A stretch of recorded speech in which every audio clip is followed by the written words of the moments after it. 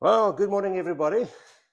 Welcome to this Sunday morning Radiant Ministry. Yes, I'm just waiting for my phone to connect to the live stream so I can see who's on the live stream this morning. And it's so good to have you with us this morning. And we got a few visitors here this morning. That's it. First of all, welcome Christian. Klein, good to have you with us. Paul and Karen. Also good to have with, and Marcus and Vladine and the two little ones. Awesome. And then also new old friends, Renier and Gailnor. Good to have you with us. And those who are watching online, also good morning. Also good to have you with us. And like I said, now's the only time you can play on your cell phone in church. Why? Just go onto Facebook, go to the page, press share. The easiest way to share the gospel is to press the share button on your Facebook page. So please, I want to challenge you. If you don't have your phone with you, when you get home this afternoon, go onto the Radiant Ministry Facebook page, Port Elizabeth, and just go press the bottom button that says share. Because like I always say, you've got friends I don't have. You've got family I don't have that might need this message this morning, that might need next week's message, that will change their lives forever. So just please go share on Facebook. Yeah, good morning, Vessel and Sherry. Good to have you with us this morning as well online. And before we start, let's pray. Father God, we thank you, Lord, for your amazing grace. Thank you, Lord, for your goodness in our lives. Thank you, God, again this morning for the privilege and honor that we have in this country to freely worship you, to freely preach the gospel.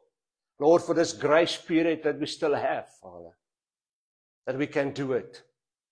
I pray, Holy Spirit, you would help us, that we will not miss the opportunities to preach your gospel, to make a difference. And come, Holy Spirit, come and take control. Whatever we say, whatever we do this morning will bring you glory. In Jesus' mighty name.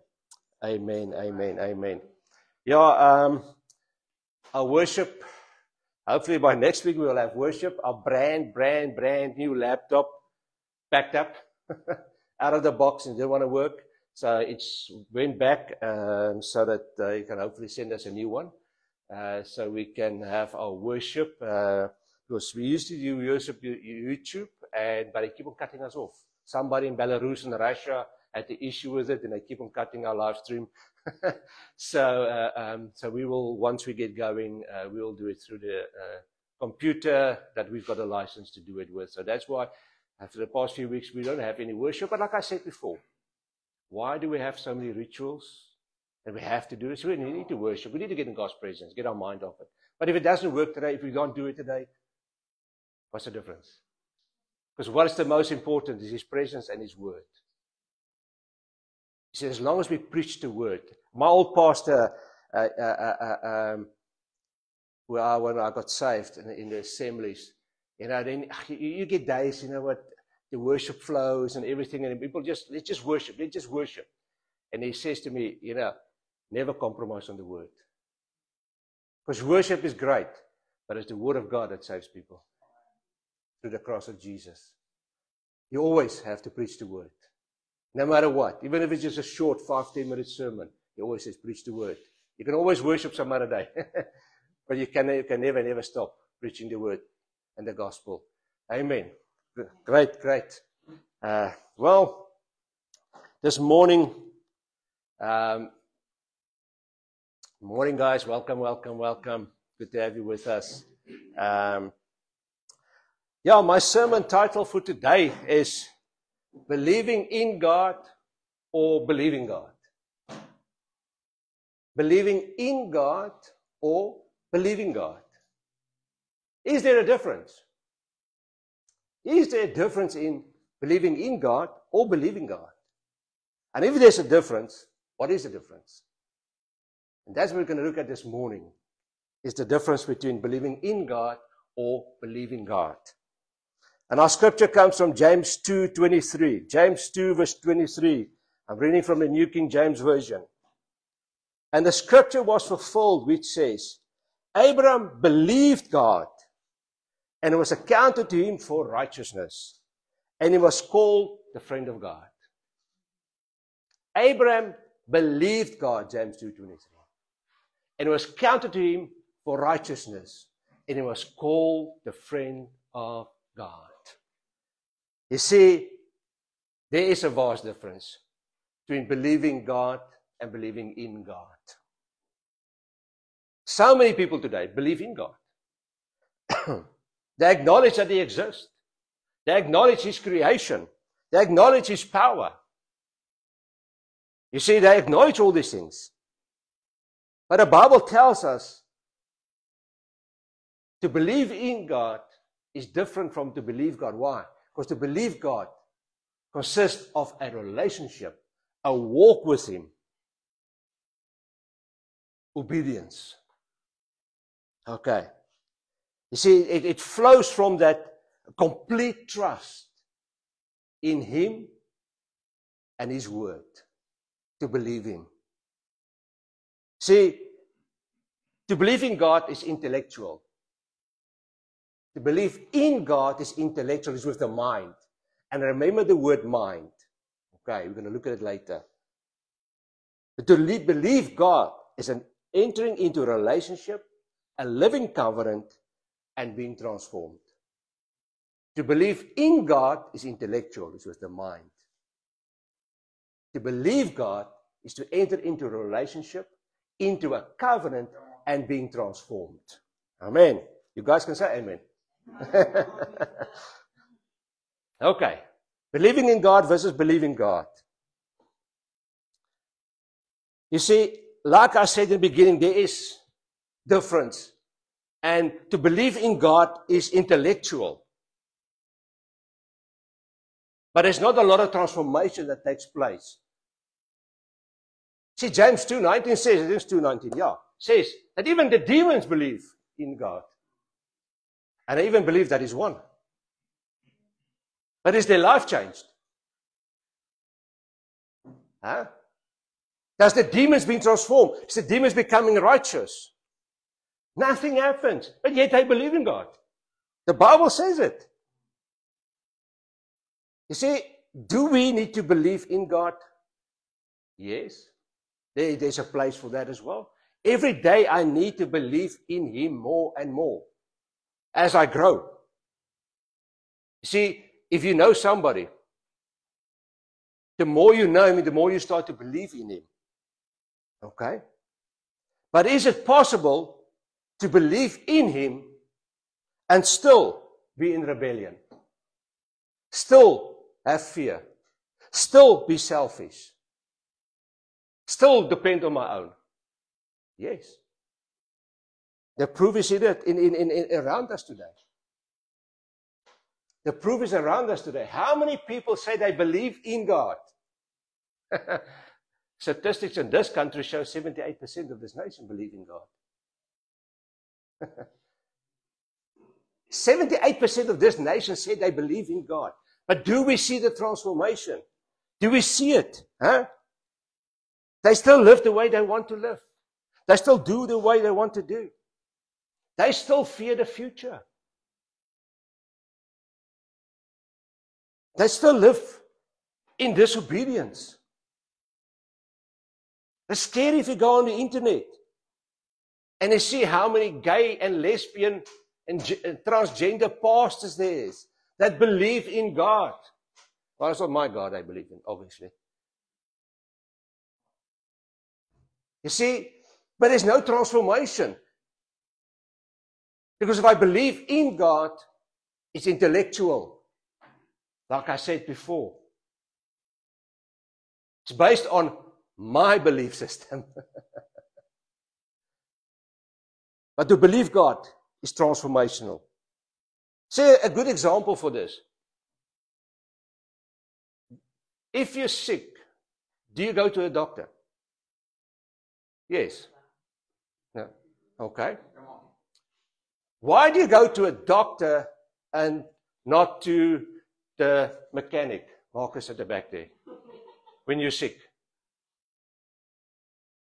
Because you believe in what he has studied.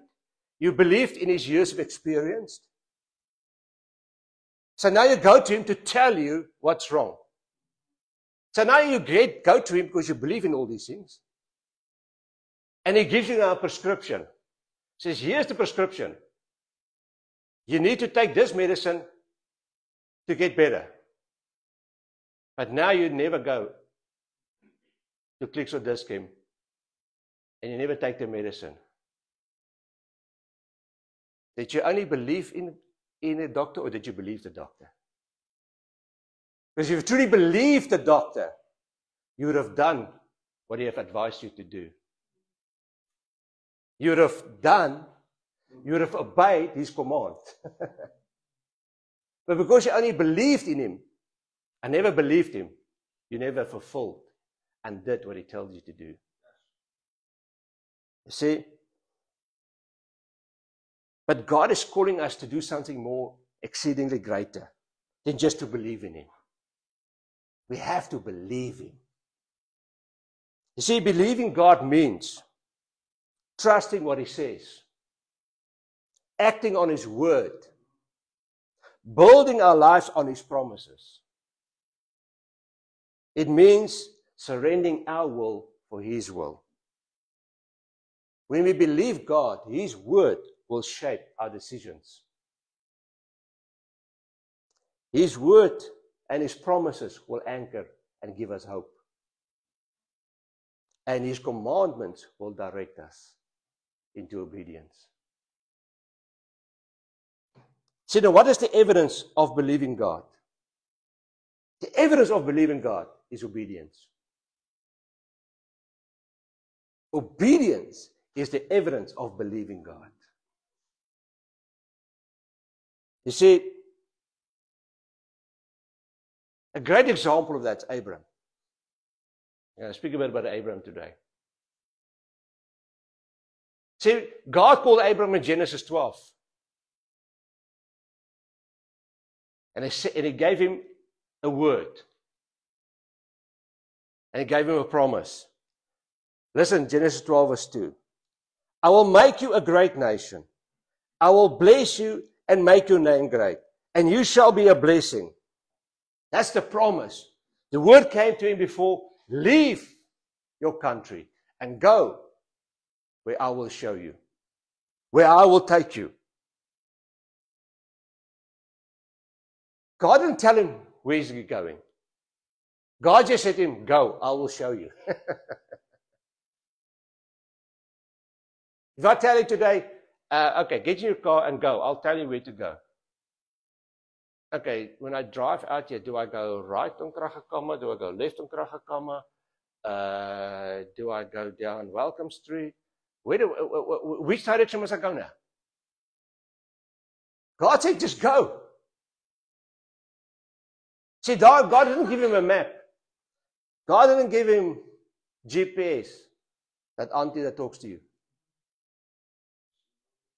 God just said, Abraham, I give you one thing, my word.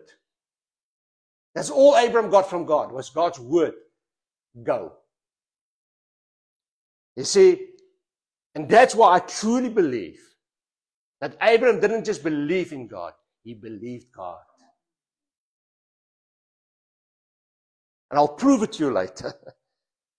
See, remember also, he came from a place where they didn't serve God. They served foreign gods. See, that's why when people say they believe in God, what God do you believe in?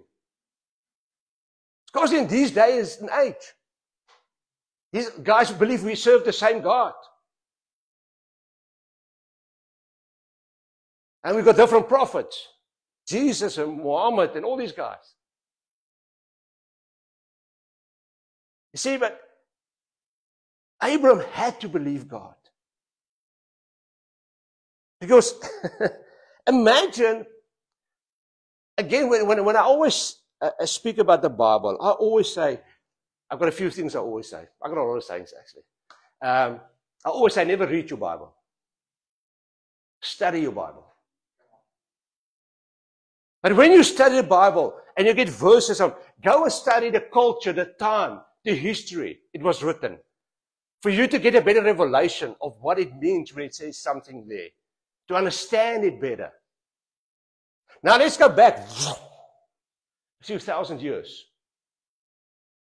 God to Abram, go. Imagine this journey that Abram had to go on. The physical struggles they had to go through. From Ur of Chaldees to the promised land was 1,600 plus minus kilometers. 1,600 kilometers. That's from here past Joburg to Messina. It's later to Messina is 1,006. It's from Port Elizabeth up to Messina, to the border of Zimbabwe. And did the Uber up there? Did the SAF Air up there? He had to walk. He had to walk all that distance. Remember, where did they live? It was a desert country. Imagine the harsh climate. They say the average is about 40 to 45 degrees in the summer. And in winter it goes to 5 to 10 degrees at night in the winter. Then there's massive sandstorms that come through. See, I spoke to Marcus earlier on. Especially in this city, it just blew my mind. There's people living in this area, haven't been to the beach for years. Because 10 k's to Sardinia or 20 k's to the main beach is too far. Driving. It's too far. It's too far. Imagine God tells you go walk 1,600 k's. And I'll tell you where to go. How many people today will do it? If you don't even prepare to drive 20 or 30 k's to go to church. Because when we started here, again, we had people, no, 10, 12 k's is too far for us to come here. Huh? And now you're going to walk through sandstorms. You're going to walk through all this heat. You're going to walk through all this cold. And then in the summers, there's torrential rains that now and then comes as well. And then on this journey, there was a famine as well, where there was no food. And now I had to go down to Egypt. I had to reroute. Sorry, make a U-turn. Make a U-turn. Make a U-turn. When our auntie just speaks to you. So you had to reroute. Even go a bit longer now, because you have to go to Egypt now, because there's no food. Then over the conflict he had to face as he walked through territories with all his cattle and his camels. What the heck are you doing on my country? What are you doing on my land? What are you doing on my property? You can't stay here, you can't use my wells to drink. You see, just the physical things. What about the emotional things that they had to go through? Huh? Their feelings, their fears, their frustrations, their disappointments, their doubt they had to go through. How do I know these things? First of all, there was an uncertain future. Like I said, he left without not knowing where he was going. Hebrews 11 verse 8. By faith, Abraham obeyed. See, he believed God, obedience goes hand in hand. In the black language, simonier, they are one. Okay. When he was called to go out to a place which he would receive as inheritance, and he went out, not knowing where he was going. Not knowing where he was going. Isn't it frustration? If you go somewhere, you're not sure where you are. And what does the men do? Never ask directions. And what does your wife, the woman do? Stop, ask somebody. Am I right? What happens if you get lost? You get frustrated. Then there was a delay in the promise that God made him. 25 years. 25 years. Huh? Imagine that frustration. Genesis 21:5. Now, Abraham was 100 years old when his son Isaac was born to him. Just that is a picture alone. Imagine the frustration. I always say the problem that we have these days is we live in an instant world. Drive through McDonald's, instant coffee, everything's instant. And if God doesn't instantly answer my prayer, I'm instantly upset.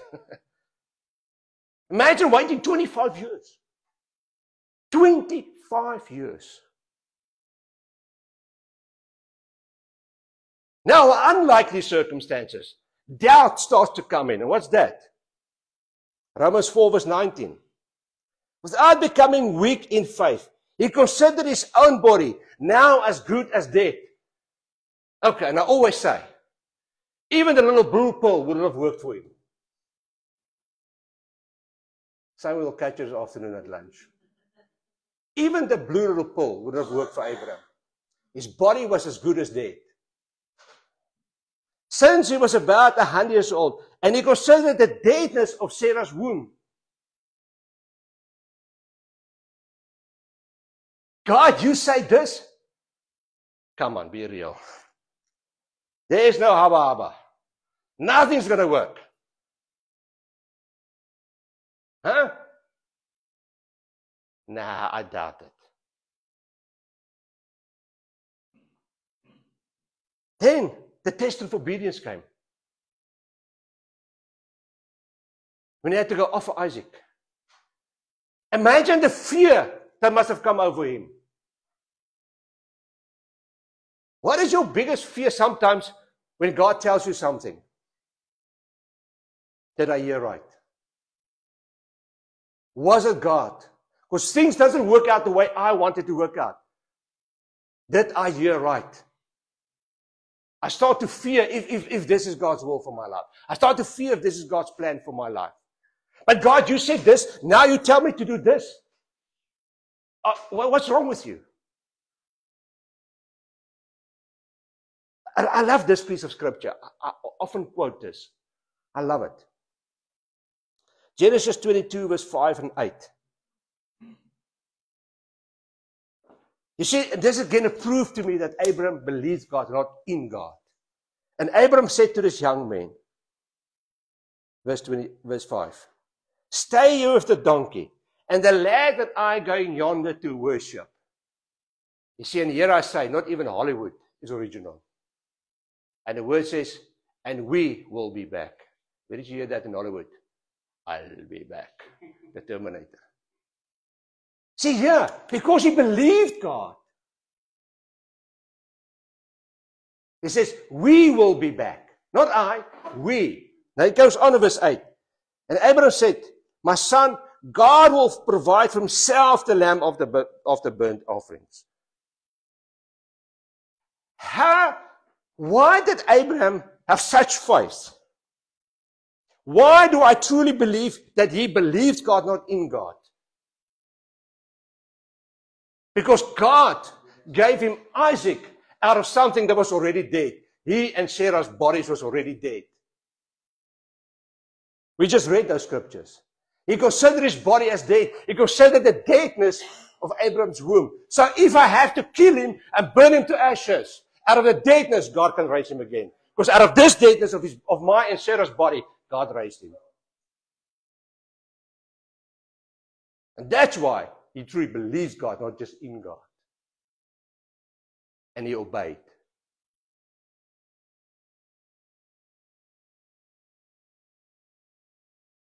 See, but like I said, I see a lot of these emotions operate through the church today. Especially in those that believe in God. People have hurt me.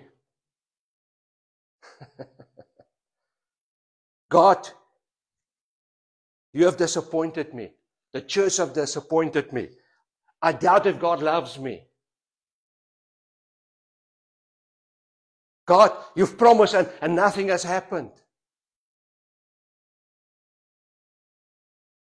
Or am I the only one that picks up these things among the believers? Because it's people that believe in God, that don't believe God. Because if we believe God, we will act in obedience in spite of. And I truly believe if Abraham believed in God and not believed God, something would have happened. Something would have happened. Their emotions, all those emotions, and there's probably so much more that I even touch on that they had to go through, would have caused them to do something. And what is that? Hebrews 11 verse 5. Hebrews 11 verse 5. And truly, remember that word I said at the beginning? What must you remember? What was the word? Mind. Which is connected to intellect, which is connected to believe in God. And truly, if they had called to mind the country from which they have come out, they would have had opportunity to return. Hoe sal dit drop in my? If they have called to mind, believe in God intellectually, not believe God obediently, they would have had opportunity to go back. Why? Because Satan would have given them an opportunity to go back. Why? Because out of this promise came our Savior. Out of this promise came our Savior. Thank God. They didn't believe in God. They believed God. And they obeyed. You see, how do I know these things? Give you another proof. Because where does your mind operate through? Through your soul. Because your soul, remember your spirit, soul, and body. The soul is the mind, the intellect, the emotions, the feeling, your character. Okay. That's the soul, the soulish part. Then the body is this box, this flesh. Paul says this tent. Okay. He's got no control.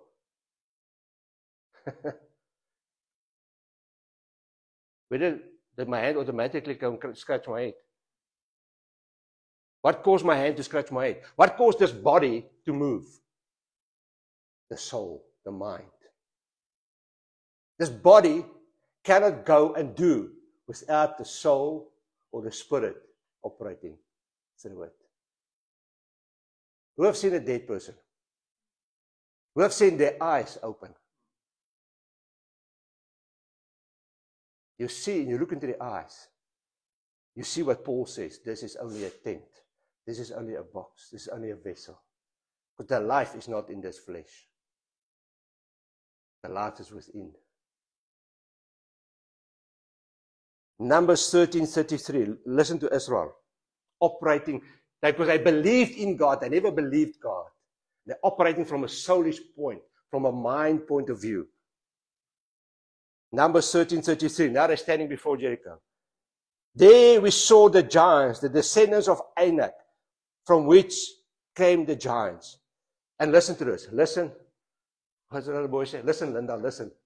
Okay, listen, church, listen. And we were like grasshoppers in our own sight. Numbers 13:33. And we were like grasshoppers in our own sight. Their mind told them they're grasshoppers. Nobody told them they were grasshoppers. Only two believed God. How do we know that? Two of the spies believed God. Because I said, we can take them. But the rest only believed in God. Because they operate through intellectual, not a trust and obedience. They saw themselves as a grasshopper. And what took over? Emotion. Fear. Fear took over. Numbers 11, verse 4-6. This is, man, the Word of God is so awesome. Huh? I get excited when I read the Word, when I speak about the Word, man. You must get excited about God's Word. Sure. We must get excited about God's Word. Numbers 11, verse 4-6. It's so rich, it's so deep. And every time you read it, you just discover something new. Numbers 11, 4-6. And this is again the Israelites. And the mixed multitude among them. I love it. This is Amplified Classic. The rabble who followed Israel from Egypt. You see, there's a lot of, they didn't believe God. They just, okay, we're free. Let's just carry on our life. Let's follow the crowd. Let's follow the crowd. Began to lust greedily. Where does lust come from? From the soul. From the soul. To lust greatly for familiar and dainty food. Okay? And the Israelites wept again. Where does tears come from? Where does the emotion come from? And said, who will give us meat to eat? We remember. Where does remembrance come from? The mind. The fish we ate freely in Egypt. And listen to these words. The fish we ate freely in Egypt and without cost. Huh? You see, you get you know what I'm saying?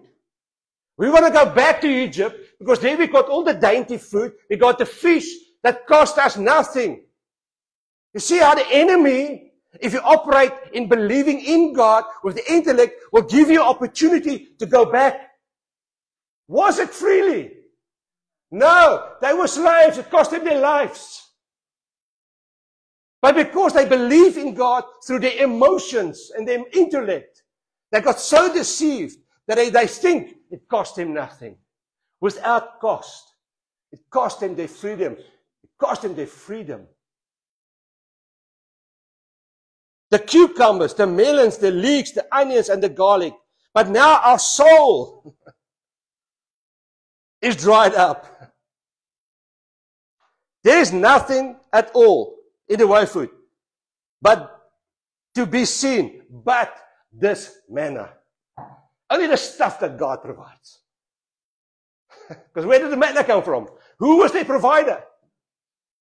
You see, because if I believe in God, my emotions, my intellect will take over. I will miss the miracle in front of me, and I will blame God, and our devil will give me opportunity to go back to captivity again and to lose my freedom. Because I believe in Him, I don't believe Him. Isn't the word powerful?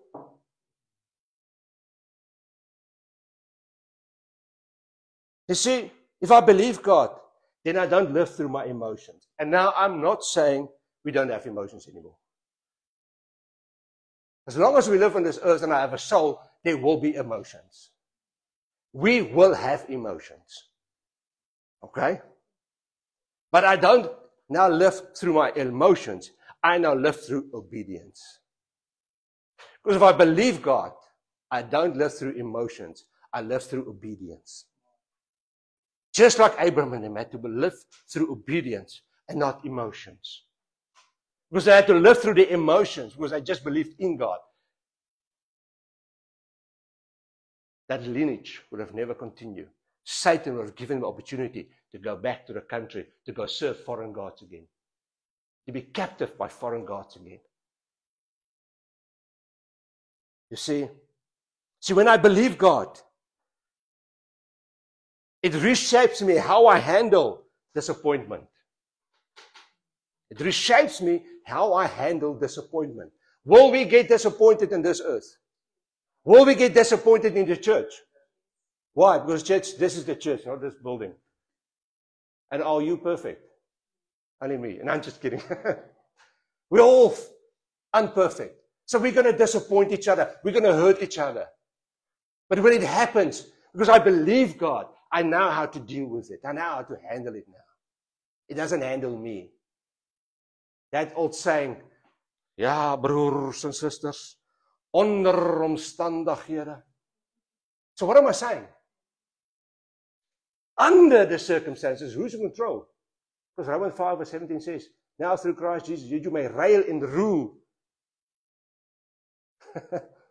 We need to reign and rule my circumstances.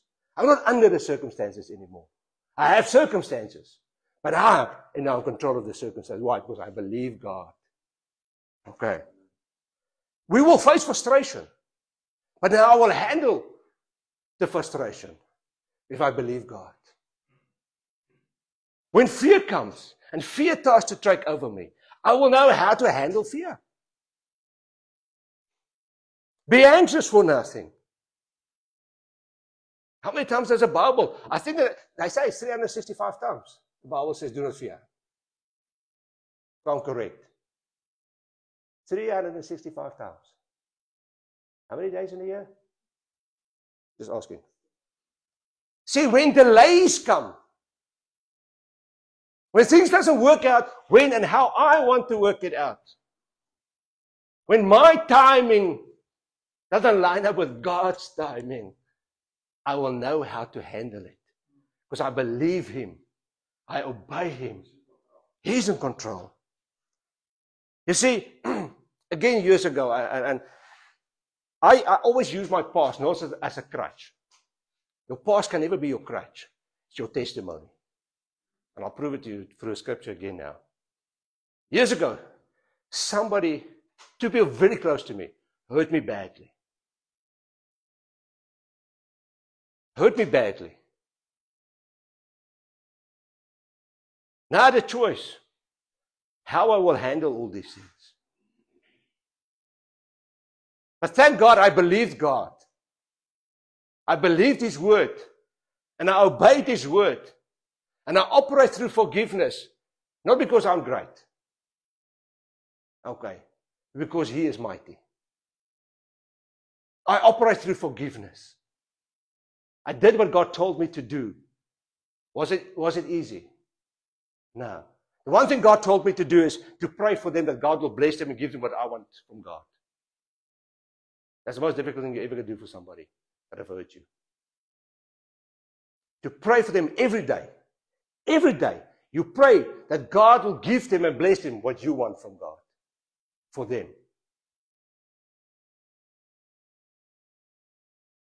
It took me about, 6 to 9 months every day praying this. In the beginning it was just words. It was just empty words. And I will never forget that day. That morning I woke up and I prayed that prayer over those two people. And I realized this morning it came from the bottom of my heart. I truly meant it. God was free. 6 years later, 5-6 years later, God called me into the ministry. And I wanted to start a church, but the doors just keep on closing. And God started to open doors in the business world for me. And I ended up ministering at companies 6 o'clock in the morning. I had 10 companies from Monday to Friday. I go minister and do Bible study with all their personnel, all their staff.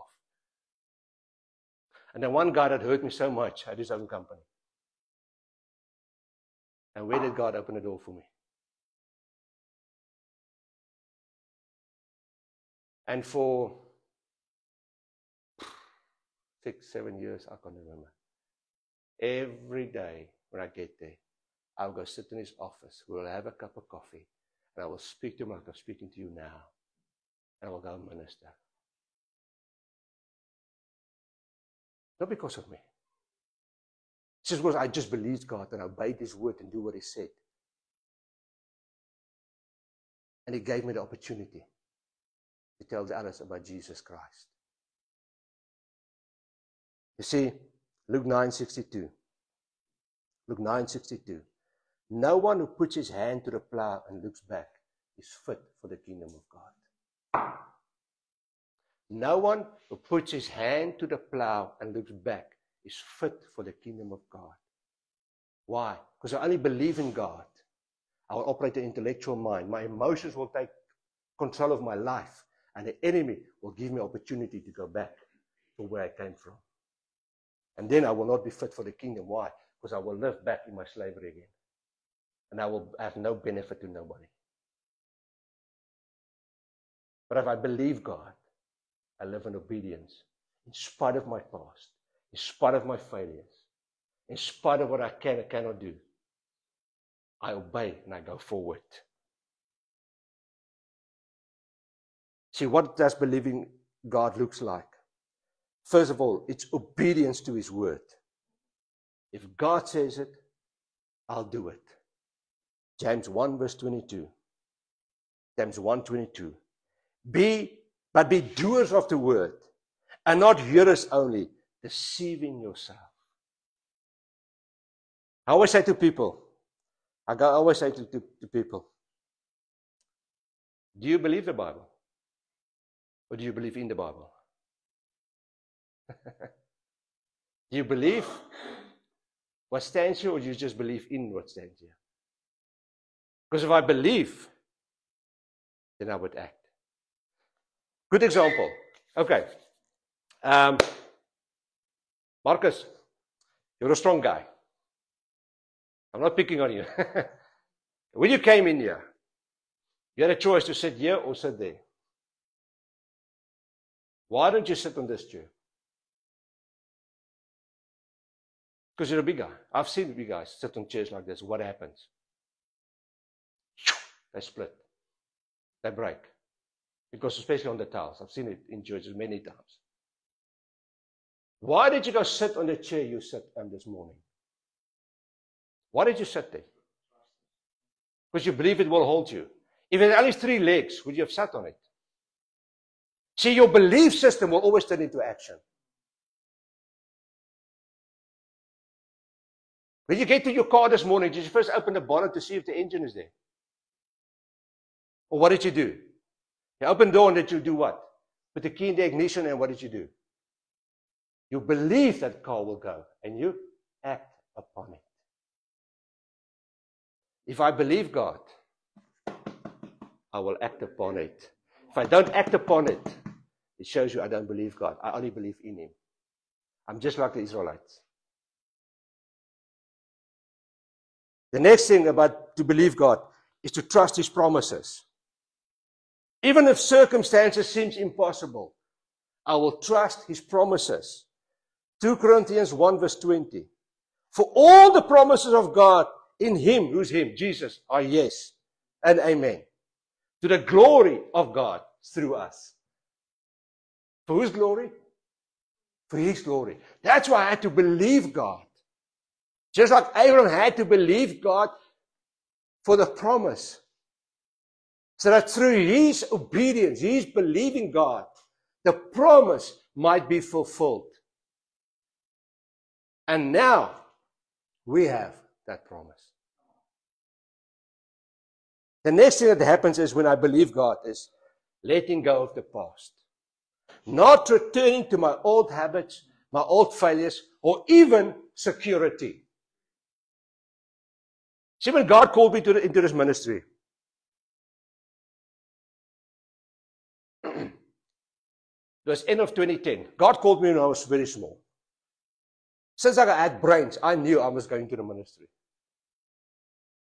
But just like Moses and David and these guys, it took quite a few years for God to shape the character.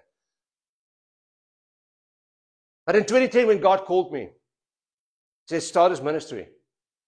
I took my last paycheck, December 2010. My first paycheck came again, salary came in 2019, when I started working for His Vision full time. And that paycheck stopped in 2022 again.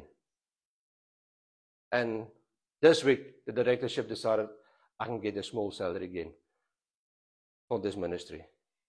For more than 10 years, I've been living by faith. And the emotions and the internet came. Man, you can go find a job. Give up this ministry. There's no money. But on one day, then I've married my wife. I was in ministry 2 years, a year, just over a year. I found my wife with 2 children.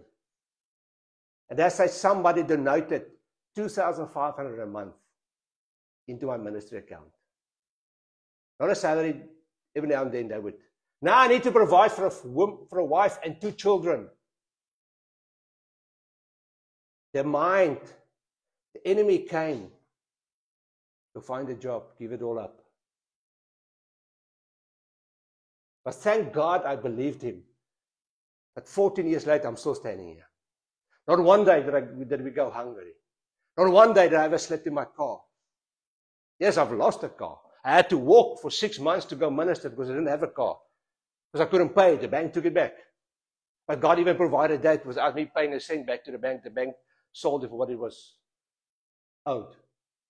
And I had to go walk and minister every morning for 6 months. But God provided. See, if I believe God, I will not go back and find security in something else. My security is in Him and His promises. And that's why I can still stand here today. Because God has sent me to the promised land. Be it. Philippians 3 verse 13 to 14. I don't depend on my own strength to accomplish this. However, I do have one compelling focus. I forget all of the past as I fasten my heart to the future instead. I don't look to the past. I don't look. Man, this guy, he killed Christians. Paul was the guy that says, kill Stephen. Go stone him because he's a believer. He had a bad past. Who of you have killed Christians before? Okay, don't put your hand, otherwise I'm just going to report you to the police. He said, I don't look to my past. I look to the future.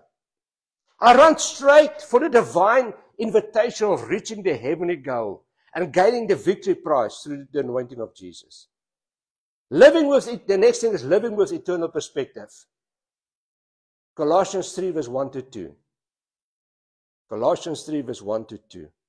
Even then, you were raised with Christ. Seek those things which are above, where Christ is, sitting at the right hand of God. Set your mind, you see, here comes the word mind again. Set your mind on things above and not things of the earth. So when the emotions come, when the soul wants to take over, let the soul get focused on God. Let the soul start to focus. Meditate on my word day and night, so that you'll be able to do everything that's written in it. And then you shall be prosperous, and then you shall be successful. Joshua 1 verse 8. Get my mind. Meditate means my mind, my focus, my thoughts, my emotions on the word.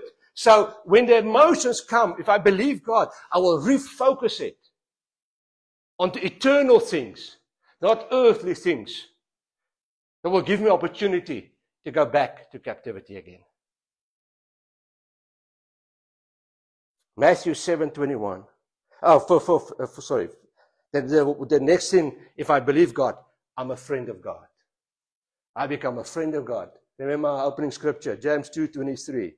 And the scripture was fulfilled, which says, Abraham believed God, and was counted him as righteousness, and he was called the friend of God.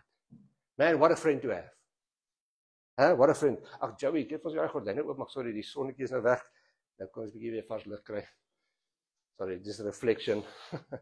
Okay, Matthew 7:21.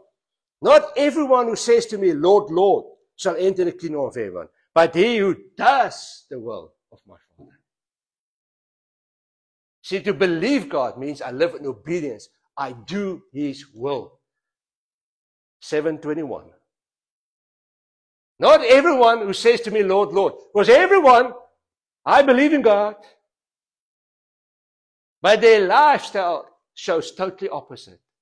But only who does the will, who obey. You see? See, the evidence of to believe God is to walk in obedience and to walk according to His word. Listen to the dictionary. I just asked on the dictionary, ask ChatGPT. Okay? What's the difference to believe in someone or to believe someone? To believe in some is trust their character, their ability. When I said in the beginning, to believe in God is, I trust that He is God. I trust that He's a creator. I trust that He made everything. But do I truly trust Him in everything? And to believe someone is to trust their word, their story. To believe someone is to trust their word. Like Abraham, trust his word and he obeyed his word. So to trust God means I trust his word. I do what he tells me to do. I will close with this scripture. Galatians 3 verse 6 to 9. In the same way, Abraham believed God. Here it comes again. And God counted him as righteousness because of his faith. The real children of Abraham then are those who put their faith in God. What's more, the scripture looked forward to this time when God would make the Gentiles, that's not me and you, right in the sight because of their faith. God will proclaim the good news to Abraham long ago when he said, all nations will be blessed through you. So all who put their faith in Christ share the same blessing of Abraham, received because of his faith. Okay, so what am I saying here? Because Abraham believed God, it benefits all of us. His faith and obedience in believing God is benefiting me and you. So when you start to believe God, it's not for you, it's for the benefit of other people. When you start to believe God, it's not for you, it's for the benefit of other people. But in that, God will bless you as well. And that's why we have to believe God. Because it's not about me. It's about Him and other people. Because if I never believed God, I would have never had the opportunity to go into the ministry that time. And so many people would have never able to hear the gospel of Jesus Christ. Through those 10 years I was ministering there. Believe God, because it's not about you. It's about the benefit of other people. Blessed to be a blessing. Amen. Let's pray. Father God, we thank you this morning that again we have the privilege and honor to spend time in your word. And I pray that the Holy Spirit will come and you will help each of us to change from believing in God to believing God. To live a life of obedience. So that people, when they speak to us, when they see us, that they will know and see that we believe in God because we live in obedience to your word. We obey your commandments. As you instructed us 5 times in John 14 and John 15. If you love me, you'll obey my commandments. If you're my friend, you'll do what I tell you to do. 5 times you say it. And I pray, Holy Spirit, that we will become not just hearers of your word, but doers, because we believe God. And our actions and our words will testify it, so that your name will be glorified. In Jesus' mighty name we pray. Amen. Amen. And if anybody's sitting here this morning, everybody watching online, because I don't know, there's a lot of visitors, I don't know your life. You've never started the first even step to believe in God, the true and one and only God, Jesus Christ. If you this morning, you've never believed in God for the first time, just raise your hand. If you've never accepted Him as Lord and Savior, anybody here this morning? And if you're watching online and you've never accepted Him as Lord and Savior, you never even started the process to believe in Him, please put your name and your cell phone number there. We want to connect you. We want to phone you. Just put it in the comments and we'll phone you in a week and we'll speak to you, we'll pray with you and walk around with you. May God bless you. Amen. Pastor Tian.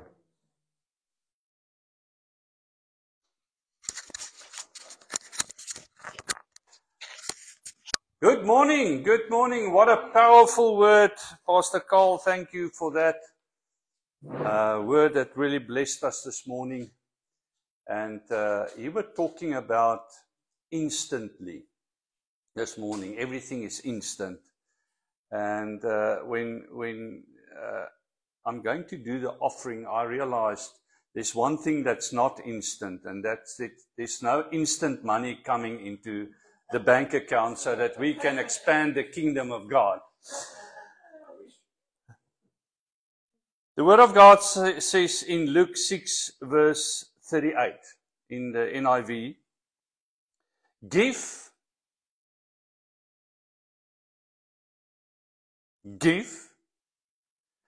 and it will be given to you. A good measure, pressed down, shaken together, and running over, will be poured into your lap. For with the measure you use, it will be measured to you. And this scripture actually goes about generosity. The spirit that's in your heart, the attitude that's in your heart by giving and also treating others. It's not just about money. It also goes about how I treat others. And in those days, the people that sold the grain took that grain in the jar or in a bucket that they sold it in, and they pressed it down so that more grain can fit in there. They shook it so that all the air could go out and there's more space. And then they filled it abundantly so that it overflowed. And that's the same way that God will give to you when we give. When we give. And I'm going to close with that and say, I want to urge you this morning to open your heart for the kingdom of God. Let's not hold back. Pastor Cole also mentioned something this morning, and he said, it's not about you, it's not about us, it's about others. When you give, it helps others so that they can also be brought into the kingdom of God. Let's pray together. Lord, thank you for your word this morning. Such a powerful word, and we love your word, Lord. And I also pray that everybody that listened online and that's here with us this morning will start loving your word, because we love you, we love your word, and we love your people. And will you then also let the people that listen to this word in Luke verse 38 will start giving, pressed down, shaken up, so that we can receive abundantly out of your hand, is my prayer this morning. Amen and amen. We will send it around, and I just want to mention that there's a card machine available, and our banking details is also online available, and we'll make it online available. Make sure that you bless this ministry, Radiant Ministries, in Jesus' name. Amen. And then lastly, just remember we've got prayer meeting on Wednesday evenings at 7. Please come and join us. What a wonderful opportunity to spend time in the presence of God. May you have a wonderful, blessed Sunday any further. We'll have some coffee and tea and something with that. Be blessed in Jesus' name.